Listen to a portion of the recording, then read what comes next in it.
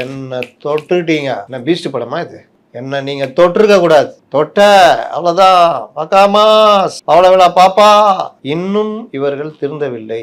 இவர்கள் முன்னாடி உட்காந்துக்கிற ஒரு 2000 பேர் கை தட்டுறதுக்கும் கரவொலி எழுப்புறதுக்கும் ஆரவாரம் பண்ணுறதுக்கும் தான் பேசிக்கிட்டு இருக்கிறாங்க தவிர இல்லை இதை கட் பண்ணி எடுத்து ட்விட்டரில் போட்டுக்கிட்டு பக்கா மாஸ் அதுன்னு போட்டுக்கிட்டு உருட்டுறது தான் பேசுகிறாரு தவிர பொதுவான மக்களுடைய பிரச்சனைகளை கொண்டு போய் சேர்க்கறதுல இவர் இப்போவும் அக்கறை காட்டவில்லை, பேச்சில் முதிர்ச்சி வரவில்லை அப்படின்றதான் காமிக்குது. காஞ்சிபுரம் மாவட்டம், அதுக்கப்புறம் பக்கத்தில் இருக்கிறது கள்ளக்குறிச்சி மாவட்டம், அங்கே போயிட்டு கல்வராயன் மலையில் சாராயம் காய்ச்சுகிறார்கள் அப்படின்னு பேசிட்டு, அடுத்து என்னப்பா கடலூர் மாவட்டம், அங்கே போய் முந்திரி பிரச்சனை அதை பேசிட்டு அடுத்து இப்படியே போயிருந்தீங்கன்னா தேர்தல் முடிஞ்சிடும். தலைவர இன்னும் 8 மாவட்டங்குது, சரி நம்ம இன்னும் பிரச்சாரத்துக்கே போகல, எதையும் பார்க்கல, தேர்தலை முடிஞ்சிச்சு தலைவரேன்னுவாங்க. அப்புறம் ராகுல சொல்லு, இந்த அம்மாவை இட்டுன்னு போய் அவங்க வீட்டில் விட்டுரு, கார் இருக்குது அப்பா வந்துட்டா வண்டிக்குதா இருக்குது, இந்த அம்மாவை இட்டுன்னு போய் அவங்க வீட்டில் விட்டுரு, அம்மா கை குழந்தைட வரலாமா வர வேணான்றலாம், அம்மா போமா இப்படி கல்யாண கூத்து நடத்தினுக்கிறாங்க.